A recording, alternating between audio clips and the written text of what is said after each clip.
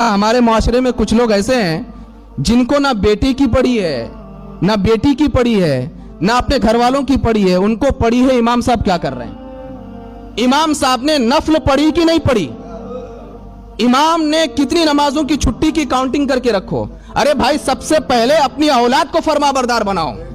जितनी नजर दूसरों की औलाद पर रखते हो, अगर अपनी औलाद पर उतनी नजर रखोगे तो तुम्हारे मरने के बाद कम से कम तुम्हारी औलाद इस काबिल तो बन जाएगी कि सिरहाने पर बैठ करके सूरह यासीन की तिलावत कर सके।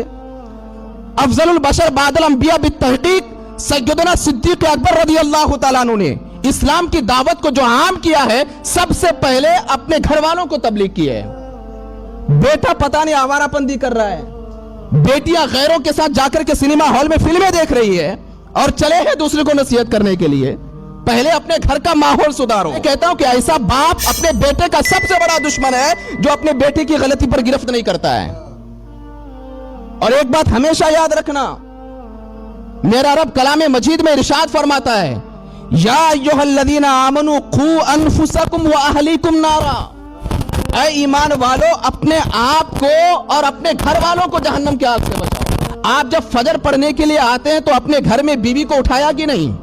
जब आप इशा के लिए आते हैं तो अपने घर में आपने तंबी की कि नहीं? मेरे घर में बीवी ने इशा की नमाज पढ़ी कि नहीं, बेटी ने इशा की नमाज पढ़ी कि नहीं, मेरा बेटा इशा की नमाज अदा कर रहा है कि नहीं? ये आपकी जिम्मेदारी है और ये जिम्मेदारी अल्लाह ने आपके हवाले की है। अगर तुम खुद नमाजी हो और तुमने अपनी औलाद को नमाजी नहीं बनाया, इसका जवाब आपको अल्लाह की बारगाह में देना पड़ेगा। अगर तुम खुद नमाज पढ़ते हो और तुमने अपनी बीवियों को नमाजी नहीं बनाया, इसका जवाब आपको अल्लाह की बारगाह में देना पड़ेगा। यह ना सोचना कि मैं गुनाहों से बच गया तो बहुत बड़ी बात है, नहीं, बल्कि सबसे बड़ी बात यह है कि खुद भी गुनाहों से बचो और अपने घर वालों को गुनाहों से बचाओ। आप तबलीग करें, इस्लाह करें, सबसे पहले अपने घर वालों की। हमें मुआशरे में ऐसे लोगों से दूर रहना चाहिए जो दूसरों को टोकते हैं। एक बात हमेशा याद रखना, हमारे बड़े बुजुर्ग कह के गए कि जिस तरीके से तुम इस तरह उंगली उठाते हो दूसरों के ऊपर, तुम्हारी ये 3 उंगलियां तुम्हें कहती है पहले अपने आप को सुधार, बाद में जाकर के दूसरे को सुधारना।